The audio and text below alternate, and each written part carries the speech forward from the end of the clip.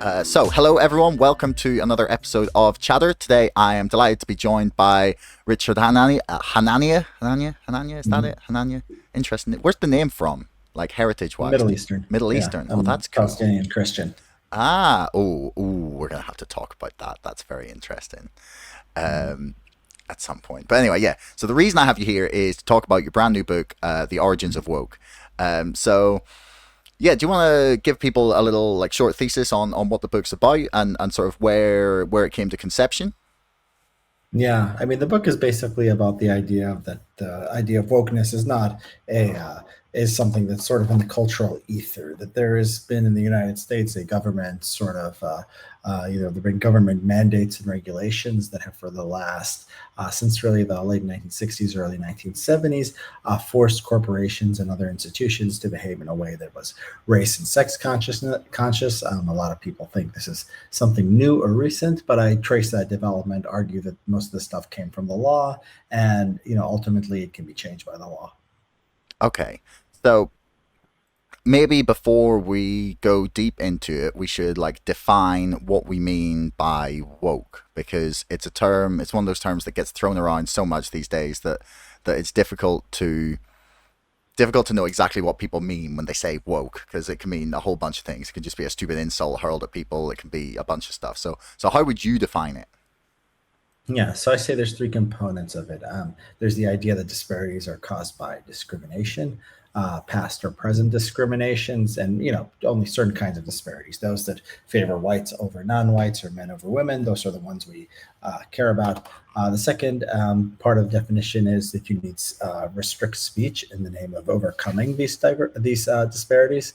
And then finally, that there is a bureaucracy set up in order to restrict speech and ultimately overcome disparities, right? There's an institutional component. So I think you take those three things together. A lot of people use wokeness. They talk about climate change or something, or just anything that liberals happen to be into or talk about. I've seen, wokeness saying vegetarianism is woke or whatever. No, I mean, I think that that's just getting a little bit away from the definition. So yeah, I think we start with that. I think that's basically covers what most people are talking about. Okay. So then the general understanding that I had previously was basically that woke is descended from sort of French neo-Marxist intellectuals through the 20th century. People like Foucault, even all the way down to like Jean-Paul Sartre, a whole bunch of like thinkers, and basically the idea was that especially people like James Lindsay, who I've had in the podcast before, and he basically argues that it's a way for Marxism to filter into. It was a way for intellectual Marxists to filter in Marxism culturally, since they realized that the economic arguments wouldn't work in the Western world. Basically, they realized that there wasn't going to be a way for communism to take over because people were too attached to sort of um, liberal capitalism as such. Uh, why do you think that they're wrong? Yeah, I mean, you have to sort of show the evidence for that. You have to sort of build up you have to sort of make the connection between some things that some philosopher said, and then ultimately how the United States functions in 2023. And so I don't think the evidence for that is that strong. Yeah, I think a lot of these thinkers had influence of different people throughout different times, but there's not like a plan that some Marxists had that you can trace to affirmative action or something like that, or like speech codes in the workforce. I think that it's much simpler explanation to just go back and look at what government's been doing, trace the historical development, see like what laws were passed, what regulations were passed, look at how institutions changed in response, and ultimately what the cultural impact has been. And I think you could show chronologically that a lot of these woke ideas they came from government first, and the government was often not motivated in the 1960s and 1970s. The highest levels of the American government were not motivated by Marxism. They were motivated by sort of more pedestrian concerns. They wanted to achieve racial equality. They wanted to really overcome discrimination, and this seems to be have been their. They went a little bit crazy with it, but I think that was their main motivation. And then I think a lot of these things had unintended consequences, including giving providing opportunities for Marxists and other left-wing radicals to have an influence through the law. I don't think that that's completely completely just has no explanatory power at all. It has some, but I think the law is more important. I think there's been few books and few really serious works trying to grapple with how important the law has been in this area. Mm. So one of the things you kind of point to is these affirmative action laws that came in through especially in universities, through like the 70s, 80s, where there was like hiring practices, positive discrimination, and that a lot of these institutions at the time were sort of very resistant to the idea. So could you point to some examples for people? Because, yeah, love to get facts to back things up. Yeah, sure. I mean, here in the United States, universities are seen as sort of crazy. The most, institutions most committed to race and sex consciousness and woke ideas. It wasn't always the case. So in the early 1970s, the federal government goes to, Columbia, and I tell the story in the book. They tell them, we want to make sure you're not discriminating, and that means we want statistics on like how many blacks and how many women, you're hiring. And then the president of Columbia, says we don't collect that data. We're not even, we're not even in position to collect that data. The departments are, they're decentralized. They do their own thing. We're not even that kind of institution. But then he says, the government won't let up. And he says, if we have to do it to maintain our research grants, we're going to have to do it. I mean, he says this in an open letter. He doesn't say this behind the scenes or something. This was, they went public with this stuff. Same with the UC Berkeley. I mean, the government came in and tried to get, racial hiring there. And now it seems, crazy because the universities are most committed to affirmative action, to wokeness, to eliminating disparities between groups and proportional representation. But you can see pretty clearly that this was forced upon them by the federal government. And if you sort of ignore that, I mean, you sort of miss a huge part of the story. Okay, so then the thing that I would say, like to sort of take the opposite side of this is like, okay, so you're looking at the workforce in the 1960s and 70s where there was probably like at least some inherent levels of maybe not discrimination overtly, but apprehension from people to bring in or to decide that they were going to have suddenly there was going to be like loads of women or people of like different races and stuff in positions of power, and whilst they weren't like actively pushing against it, perhaps the federal government felt that there was a need to like sort of front that in a way to make people more comfortable with the idea generally. But do you think that was a mistake in terms of like the way that the government came in and did it, like the big government overreach? Is that's where your like main point of contention with it is? Yeah, I mean, it eventually developed into something else, something crazier than that. But you're asking, I think, what if it was more measured and moderate and temporary, and they just came in and tried to do this? No, I still wouldn't support it. I mean, like throughout history, I think we've seen groups being discriminated against. The discrimination is lifted, and Jews throughout history. There are other groups too, Chinese in different countries, and they do very well because why? Because the markets work. People want to make money. If there's one group that's more productive and they're cheaper to hire, people will hire them. I mean, the market will generally solve these things. Maybe not overnight, but better than government. And then once you start down that path, it's going to likely lead to the entrenchment and permanent. It's Thomas Sowell wrote a book on affirmative action around the world, and he talks about this, that they're always promised to be temporary. Then you can't get rid of them. They all, with the racial preferences, gender preferences, stay forever. So no, yeah, I don't think this is a good. I don't think this is a good thing for government to be doing. I don't think it's necessary, and they should have just banned discrimination, and that should have been the end of it. So you would have preferred like the courts basically to take care of it. Like people would come and go, right, hang on, well, I'm being discriminated against. This is against the law, like, and deal with it through the judicial branch. I'm pretty much a libertarian. I mean, I would have let private institutions do what they want. But given that there was a Civil Rights Act, I mean, the original idea of it was that you have to prove intentional discrimination, not not a statistical discrimination. I give a test and some group does better than the other, or like, my work environment is not comfortable for a certain, you didn't have to change like the way you talked or the way you acted. That was sort of the original, right, original idea. And that would have been much obviously less harmful. But it was, they could have stopped there. It really became sort of totalitarian. I mean, it sort of became just a total system of like government micromanaging of social relations and control. I think it would have been better if we just never started down that path. Mm. It was interesting though that we've now arrived at a point where um, the opposite is basically happening. So you had the lawsuit against Harvard that was, I think it was settled like earlier this year, basically banning selection, where banning basically any form of selection based on race. And there was a lot of screeching and crying and some really, really stunning tweets about it, including one, I can't remember who it was, but they basically said that like black people wouldn't be able to succeed now. And I was just like, whoa, man, that is, I think that was a sarcastic. I think that was I think it was it a blonde woman. I think so.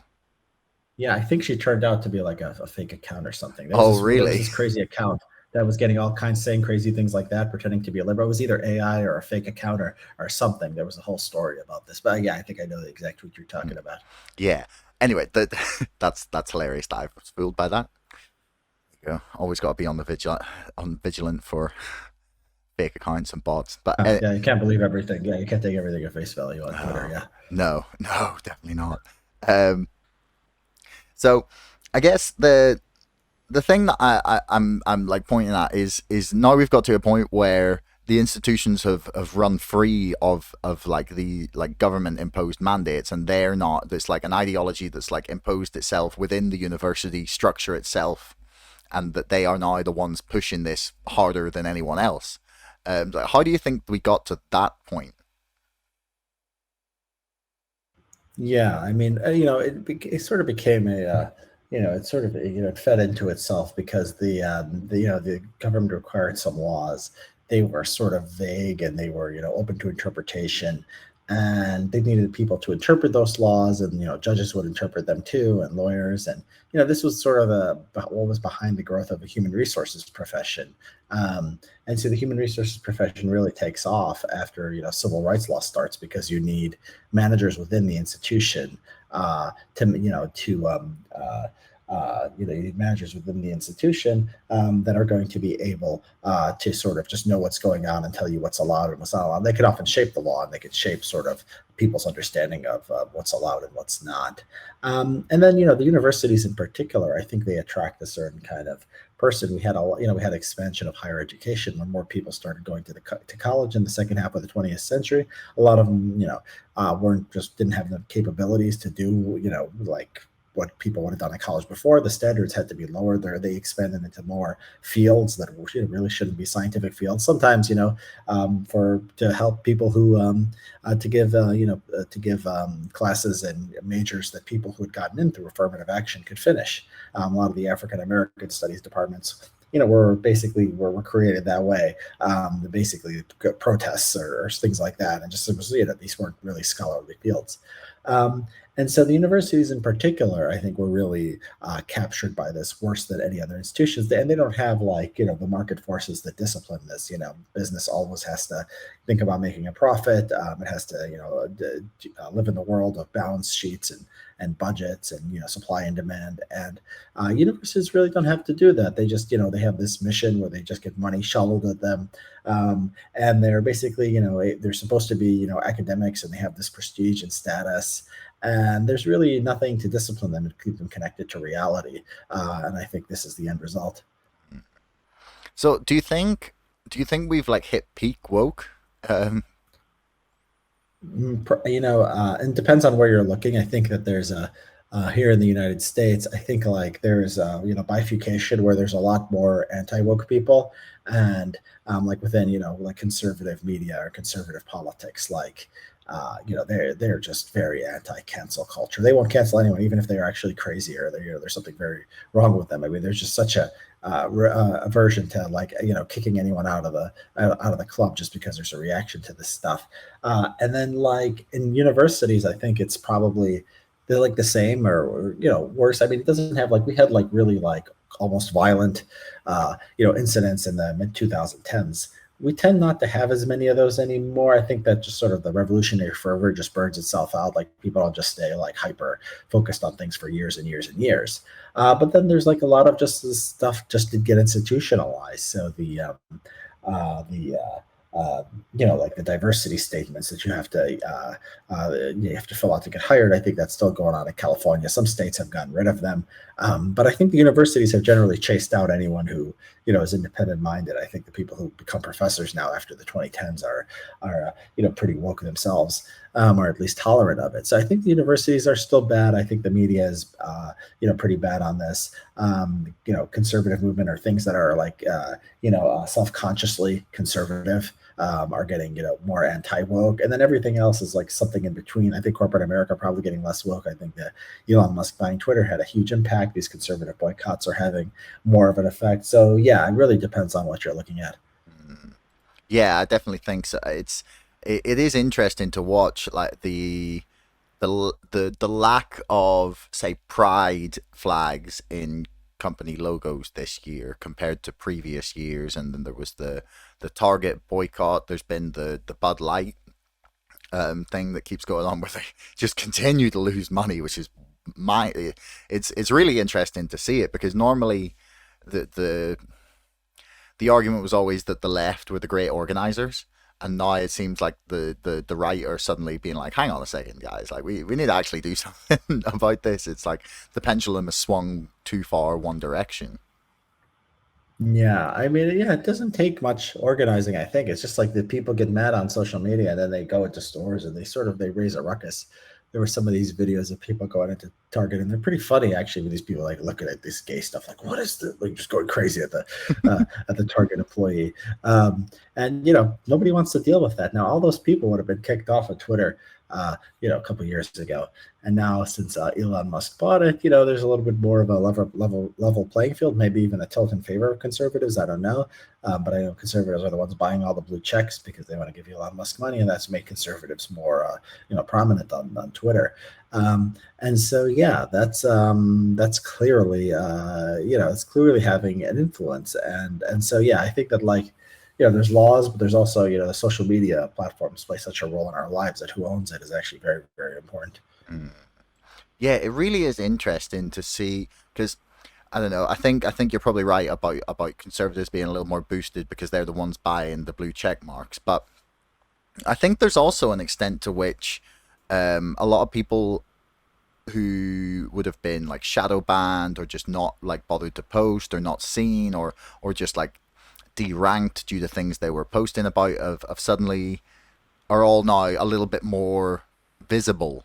And I think it's a thing where people like didn't realize the scale of objection to a lot of these policies, and now like Mm. claim that it's really like tilted in the other direction. Whereas I think it's kind of it's like a not a watershed moment, but it's almost like the wool being lifted, like the restrictions on like what maybe a lot of ordinary people would have thought have suddenly been sort of the floodgates have opened, and people suddenly feel sort of like more empowered to express opposition to it, whereas prior it might have like got them reported or banned or shadow banned.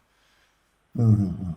Yeah, I think you're right. I mean, it's just a feedback loop where conservatives know they're not going to be banned or deranked or be as likely to, and so they become more bold.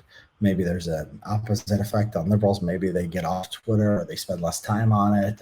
It's a less enjoyable experience for them. So yeah, I mean, this stuff is important. I mean, we had the social media, revolution in the early 2010s, and everything moved to Facebook and then Twitter. Twitter became more important, and then I mean, what Twitter's policies were became just like so important. I mean, like politicians were talking about it, conservatives were losing their minds, they were complaining all the time. And liberals were saying, "Who cares? It's not a big deal." They've been pretending they didn't care. I mean, because like because they were the ones in control, so it seemed like it wasn't a big deal. Now they sort of go crazy, and now they say, "Oh, it's it's a threat to our democracy. It's not going to be able to survive Elon Musk owning Twitter. And now conservatives, I mean, are saying, yeah, things are looking up for us. They're not going to say it's not important. They're saying it's important. I think everyone realizes it's important. Now we all agree it's important. And yeah, just I mean, Elon Musk owns it, and the old management doesn't, and that's the difference. Yeah, it was kind of stunning to watch the Twitter files come out and then the mainstream press just sort of shrug. It's almost like they all knew. They're like, eh. He's like, well, no, hang on, this is like kind of important. Like inside I'd love to get the same sort of data from inside a bunch of the other, like inside Google or inside Facebook, and Yeah. just see what the level of influence that like a lot of these government organizations and sort of even just news organizations have over the policies of like the content policies. It's like what's your feel on how much it's like government versus how much it's like culture and say maybe like news organizations or big personalities pushing it on online. You talk about censorship or wokeness or what? Well, yeah, just like what's the acceptable narrative and what things shouldn't be allowed to be said. Yeah, I mean, it's, a lot of it is, government. It's, they have sort of, there's a concept of hostile work environment. So, you don't exactly have a right to say whatever you want. When James Damore, the guy at Google, wrote a memo saying, women might be underrepresented for, genetic reasons in certain fields or leadership positions, he was, fired. And some people said, they had to fire him because it was consistent with civil rights law. He could have created a hostile work environment for women. So yeah, corporations, believe or have been sort of convinced to believe that that like a lot of ideas are basically illegal in the workplace. It's not that crazy because the civil rights bureaucrats will go after you. Now the social media thing was completely new, and it was just sort of like a free town square for a while. And then they realized like, oh no, we can't control this narrative.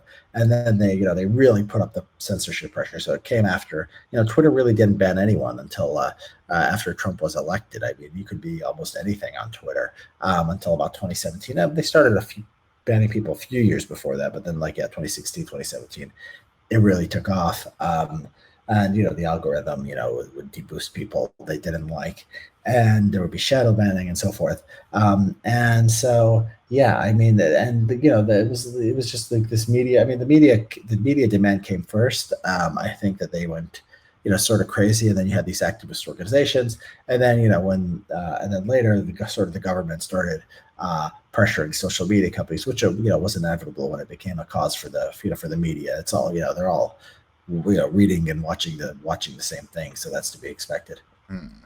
Now, one of the things you look at in the book is the why America became obsessed with inequalities based on race instead of religion, because Uh, arguably culturally religion is like a much greater dividing line between people. Like I mean, if you look at say like the differences between um, Christianity and maybe like Hinduism or Islam, like there's like massive like cultural differences there. Like why do you think it was race that became the dividing line? yeah, so race was the subject of the Civil Rights Act because of the history of blacks in the United States. And then once race became, what we were obsessed with, the sort of bureaucratic machinery, took over from there. And so how we classify race, so I show, was also shaped by the government. These categories: American, Asian American, Pacific Islander, Hispanic. These were, government creations. And so they were, and so like, there was a brief consideration, like the Nixon era, for religion, but there's, first of all, there's the Establishment Clause. There's the idea the U.S. Stays out of religion, so it would just be a very big leap in our law.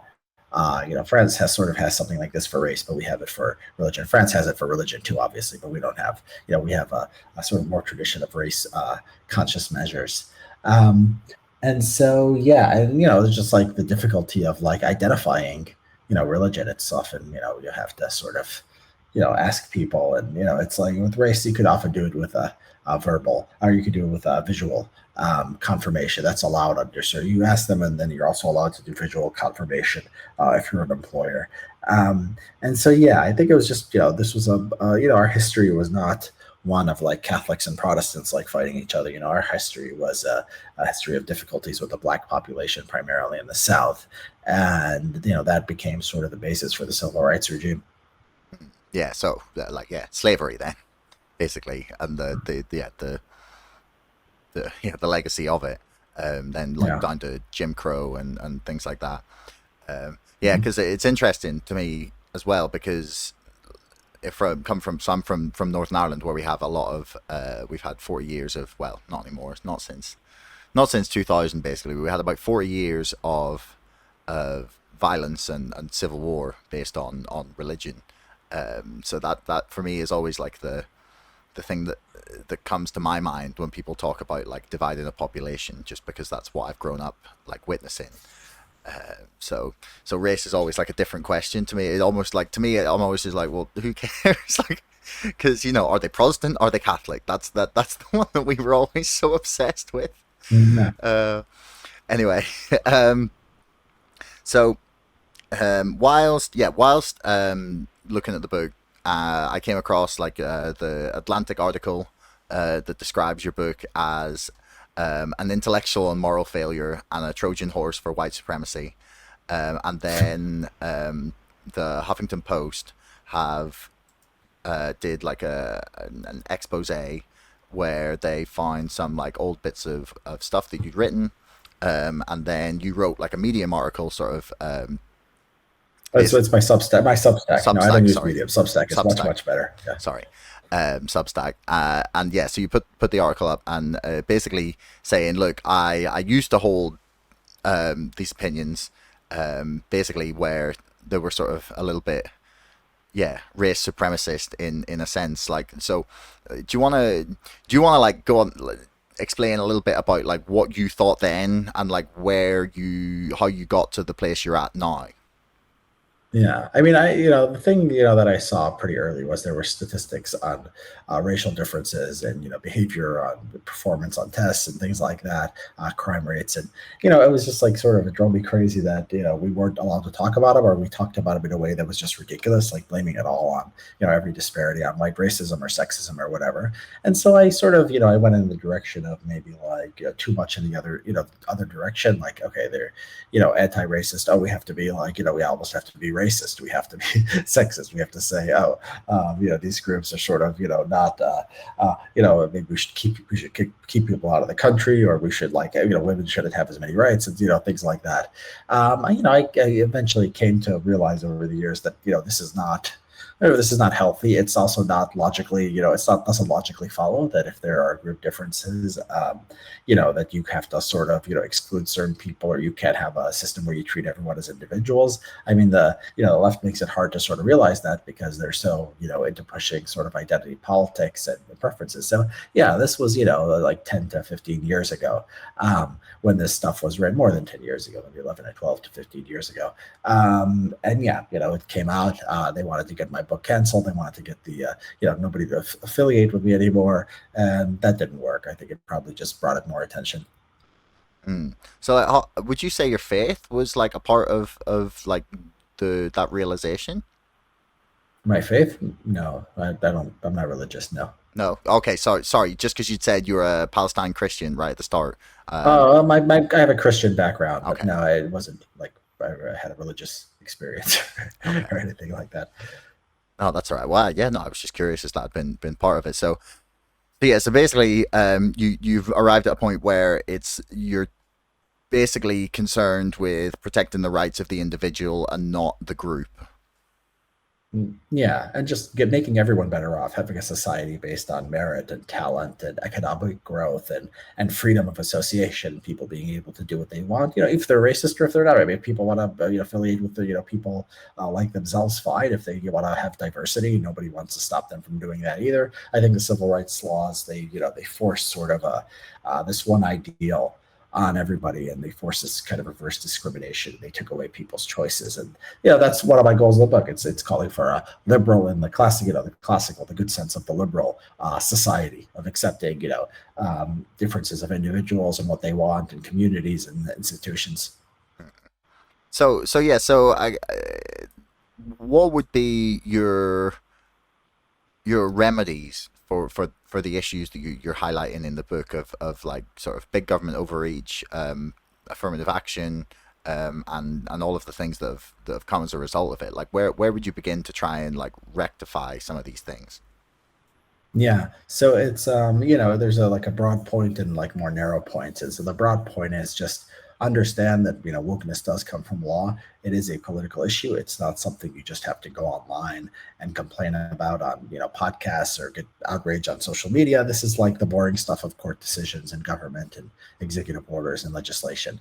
And so just realizing that is important. And then like what specifically to do, you have one of my final chapters is on exactly that. I have a table that says here's what you do in the executive branch, here's what you do in the judicial branch. You can get rid of affirmative action and contracting through just the president, just the stroke of a pen. Courts have to revisit the idea of disparate impact, the idea that if one group does better than another on an exam or some kind of measurement, that's presumably that means presumably the employer is discriminating. We have to go back to the idea that discrimination has to be intentional. A lot of the harassment law has gone overboard. I mean, we need to believe in freedom. We need to believe that like people have the capabilities to manage their own social relations, and things like who they're dating or how they want to interact with different people. We just have to have more faith in that. So yeah, I mean, it's a very specific book. It's a history book. If people buy it, they'll get the insight into I think a good causal story of how we got here. And then it's also for sort of activists and people who are going to be judges or lawyers or legal clerks or legislators. To this is exactly what you could do. It's very concrete in that sense. Hmm. So I guess the so actually hang on, like how much affirmative action is actually in law in America? Because in the UK we have like a really robust like anti-discrimination and equality set of legislation. It's like one of the most robust in the world actually, in terms of like if you think you've been discriminated against based on any protected characteristic. Not that I enjoy that term, but like that's the law at the minute. But like that's the way that we currently deal with it. There's not like quotas aren't a thing that we really have in the United Kingdom. Like, is is that a huge part of like American of the American like law? You're saying in the law as far as like law schools and stuff, or just the No, law I like sorry. what's I mean like legally. Like, is there or it just like in legislation? Is there a lot of affirmative action in different areas? no, there's tons, but it's complicated as I explain in the book. It's indirect. It's sort of vague about what you're supposed to do. So yes, you're not supposed to have. Actually, quotas are explicitly banned. If somebody just has a quota, that's not supposed to be legal. But if you have a test or a promotional policy, and like government will use statistics to come after you and say this group's not doing it. Now, how do you protect yourself against that? Well, you have to have quotas. You have to basically have some unofficial. You have to hire enough black people and women, unofficially. Like so, they will come after you if you don't. But then you don't have actual quotas, and quotas are illegal, and you have to do it sort of under the table. And so, like, for government contractors, there's a requirement that they all have affirmative action plans, which based on statistical parity of what the numbers are supposed to be. They come up with the numbers, and there's no hard and fast penalty. It's a very informal thing, but it's all there, and it's a sort of every comes at you from all different kinds of directions. And the only way to protect yourself is to sort of adopt the woke posture and engage in some kind of demographic balancing. Hmm. So I guess like my question then really is like where would you, yeah, you'd start with the president. He can get rid of a lot of these things, and then like do you think that this is realistically gonna happen? Like obviously like because um I wrote my own book about Brexit, and I'm writing one about GameStop and the financial system, and like obviously I lay out like what I think should happen in order to fix a lot of the problems that I saw in the United Kingdom and the Brexit process, and then like later now in the financial system. Like how likely do you think it is that what you're advocating for might happen?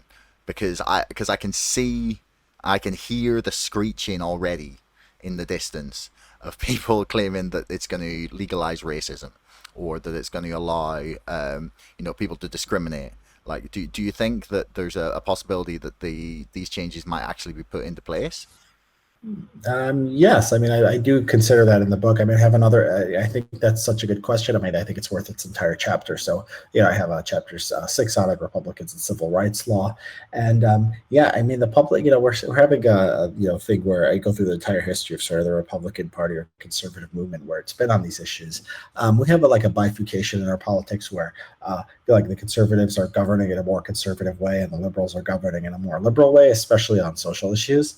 And this one in particular, the conservatives are, I think, united on this, and they have public opinion on their side. Even they do stuff sometimes when they don't have public opinion on their side, but this time they actually do.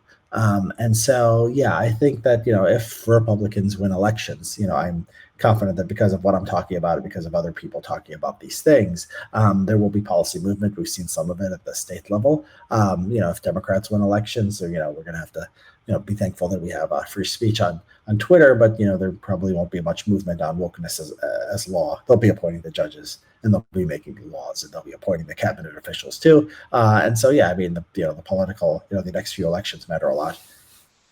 Do you think because Jordan Peterson's one has sort of made the accusation that the universities are gone. They're like there is no saving some of these institutions at this point. Like, do you take the same opinion? I think that it's difficult. They are the hardest sort of nut to crack. I think that a lot of them are going crazy. You get rid of race preferences, they get rid of the SAT. They just are so ideological. I mean, it's just insane. But there'll be, I think, competition. I think there's, I posted some data the other day that fewer young people are going to college out of high school. The college is not paying off as far as the wealth premium as much as it once did. And like different colleges will adopt different policies. Like I said, like the bifurcation as far as politics and like Republican states doing different things. I think a lot of them are gonna, they're pushing back on the diversity and affirmative action within their own states, and that that'll create selection pressures. If some universities have a standardized test and others don't, I think that people will there'll be a better reputation to develop against for the ones that are more meritorious in their admissions processes. And so, yeah, I mean, I think the universities are complicated. I mean, I don't know if you can brush them off completely. You have medical schools, you have law schools. I mean, these things matter. But I think that like my view is my preference is that college becomes less important economically, culturally, socially. And there's some signs we're moving in that direction. I'd like to see much more. But yeah, I think they're hard to crack. And it would be good. We have too much education anyway, even if the colleges weren't crazy ideologically. I mean, it's all signaling young people are wasting their lives, studying topics they don't care about just to get an arbitrary degree. They'd be better off, starting families and going into the workforce. And so, yeah, I mean, just attacking higher education. There's no reason not to do that. Yeah. I mean, I see what you mean where some of them are going to lose their relevance, but then you look at institutions that like have hundreds of years of backing and like prestige, like Harvard, Stanford, Berkeley, like places like that. Like, do you is there a way to go the other way in terms of like trying to sort of de-woke these places, or does that sort of to your mind conflict with like your sort of libertarian sensibilities? No, I mean it's not about libertarianism. I mean, as far as like this is their government funded institutions, and government funding has sort of made them this way to a large extent. So there's nothing non-libertarian about pushing back. So yeah, the civil rights. I think that pushing back on civil rights law creates the conditions for a larger cultural battle. I mean, it's people doing podcasts and becoming intellectuals and arguing these things in the marketplace of ideas.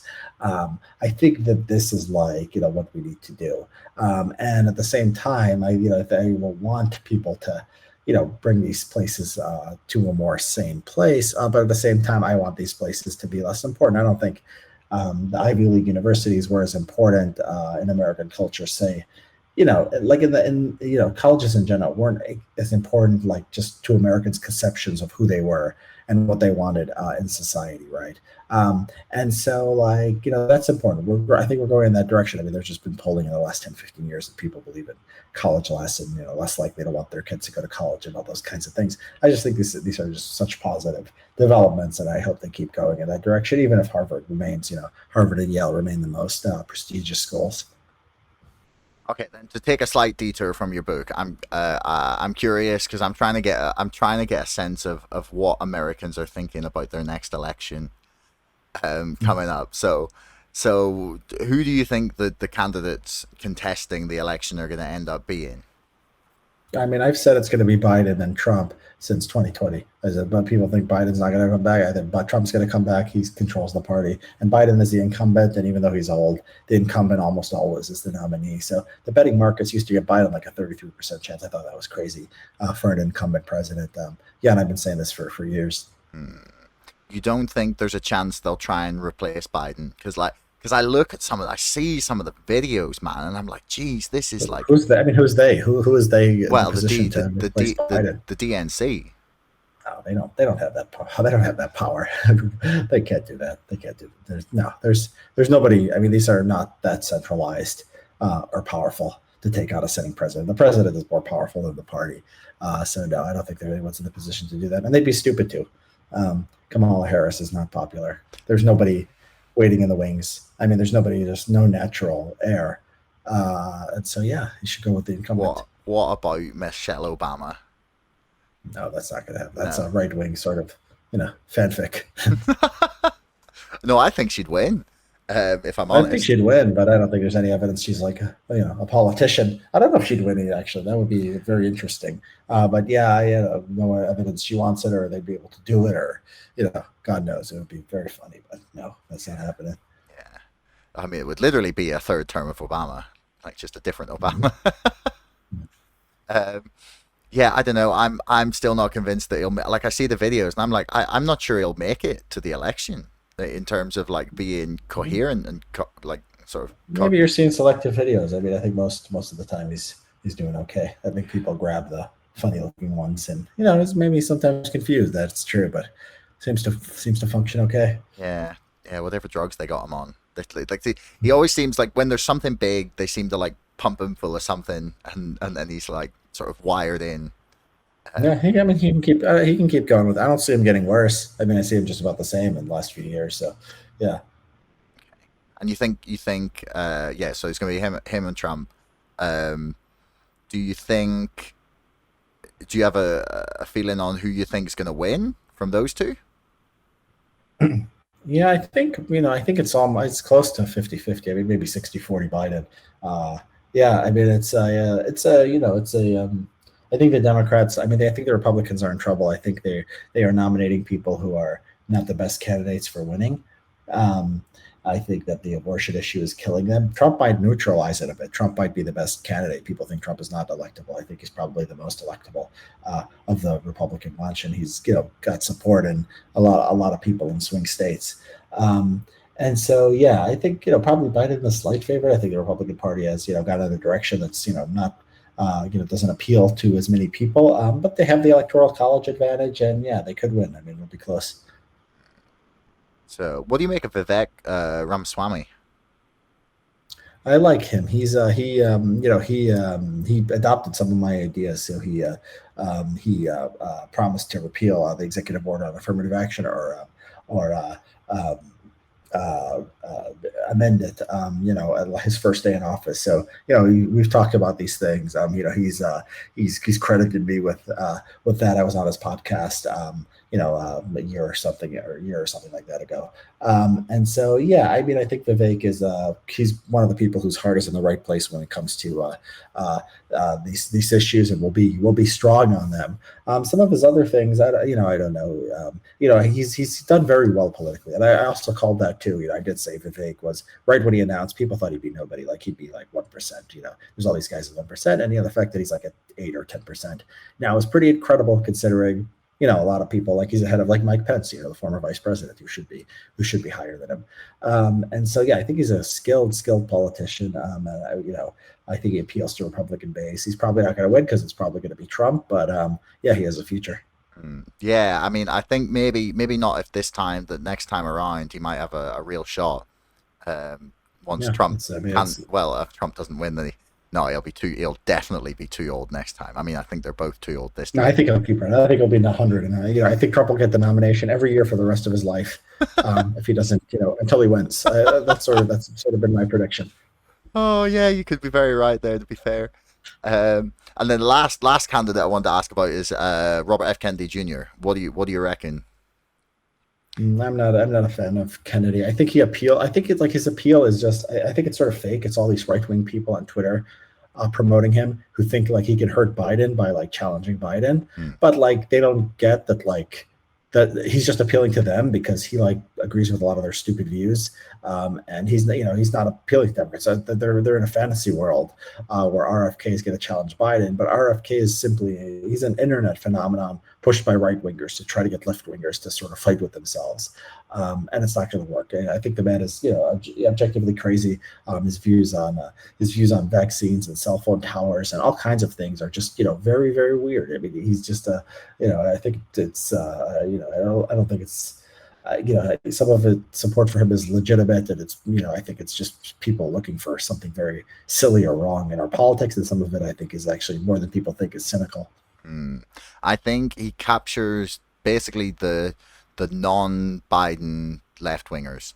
I think that's where he's getting the support from Yeah, on but I the don't think. left. Yeah, no, I mean, I think like Bernie Sanders or Elizabeth Warren would capture them better. I think that what the Republicans are what they wish like non-Biden left was, but they're not like anti-vax and anti-Ukraine, like an anti-war. That's not like where the left's heart is just like to be more socialism. That's like the the anti-Biden wing, and that's and RF Kennedy probably is to the left of Biden on economics, but the other things is probably a turnoff to a lot of the Democratic voters. Just like Jill Stein people, these people like have become disillusioned with the and Cornel West is a candidate like this. Those people are just they're more online than real, and they've already sort of disinvested from the Democratic Party. Yeah, I think you could well be right there. I mean, I've seen talk that he's lining up an independent run, which would be interesting to get. I'd be very interested to see him on a debate stage with Trump and Biden if there is a debate. He would. I don't think he'd get. I don't think he'd get on the basis. I think he's being promoted only by conservatives, and if he actually runs this general election, he'll probably hurt Trump. And so the only people who promote him now are conservatives, and so they're not gonna promote him when the general election comes. I don't think he's gonna actually be able to do that. That's an interesting take. That's not one I've heard, so that's very interesting. I'm gonna have to watch out for that actually now. I'll look to see who are the people tweeting about him. Um, but yeah, because I think Yeah, was he look at have the podcast RFK has been on. I mean, I would be surprised if he's done all right. It's all right wing stuff. I mean, it's all right wing stuff, and they want to think he's a Democrat who's going to hurt Biden. That's all they want. He runs as a general. If he has any impact, I would guess it probably hurts Trump. And at that point, like these people are not going to promote him. He'll get on no TV shows, no podcasts, no nothing because there's just nothing for him. Maybe Democrats will start promoting him. I don't know. But yeah, but it would be very strange if that happened. Mm. Yeah, I think you're right. Actually, I think he probably captures more of the independent and Republican vote than he would of the traditional Democratic vote. Interestingly, but the one left wing ish podcast I would say he was on Bill Maher, which was an interesting chat. Um, Yeah, yeah. but yeah, that's a good point because he's been on Jordan Peterson, he's been on Tucker Carlson, he's been on yeah, a whole bunch of right wingers podcasts. That's a Mhm. really good Yeah. point. Really making me think about this now. So, but anyway, man, really, really appreciate your time. I enjoyed like flicking through the book because I skimmed it this week, but I'm really looking forward to getting deep into it. And yeah, gonna watch your country with great interest over the next year. Yeah, the best show on earth. So Yeah. yeah, you're welcome. You're welcome to watch. Yeah, I mean, yeah. Well, hopefully, just for the popcorn, hopefully you just go for a mail-in voting again and just watch that blow up in your face. Uh, oh, there's no way that can go well. There's no way the Yeah, election goes well. Actually, there's no way that it goes smoothly. I mean, if I think that Trump is gonna It's gonna be funny. The guy doesn't take losing well. I mean, if he loses, it's gonna be funny. If he wins, it's gonna be funny. Yeah, every result is funny. So we at He, least have that. yeah, he is just sometimes he is just really funny. That's the problem. It's funny. Like what did he do the other day? I was watching. He was clips from the town hall, the CNN town hall, and they were like, "Why did it take you 3 hours to condemn the protests on January 6th or the insurrection?" Um, and he pulls out these like and he pulls out this bit of paper and like unfolds it and he like reads out his tweets with the timestamps on it, and I was just pissing myself laughing. Mm. It's good stuff. And It's it really good stuff. yeah, it really condemns. Like honestly, if you're CNN and you're like one of their lead journalists, okay, and you get caught out by a man with a bit of paper with timestamp tweets, you do not deserve to be a news channel. Uh, Trump, like for all his, for all the reasons that people really like him, he is not like a subtle or like smart. Like he's not a subtle or like I don't want to say not an intelligent debater, but he's not someone who goes and like just like undermines your point in that way very often. It's not often that like he catches people out in that way, and he just he did them, and I was like, wow, this is why he won. Like, Yeah, I mean, it's not his points are not always, true or the most accurate, but it's always entertaining. So I think people do love that. yeah. Yeah, great show on earth, as you said. Anyway, everyone go buy the book, The Origins of Woke. I'll put the link in the description. And yeah, there we are. Excellent. I was going to pull it up here on the thing. So yeah, even better, you've got the actual physical copy. So yeah, good luck with the book and the other interviews you're going to do. And yeah, pleasure talking, man. Yeah, great talking to you. Thanks, Josh. Hey, everyone. Thanks for making it right the way to the end of the podcast. I love that you tuned in this long. Do me a favor, hit subscribe, because 80% of you bastards are not subscribing, but you're watching my videos. See you next time.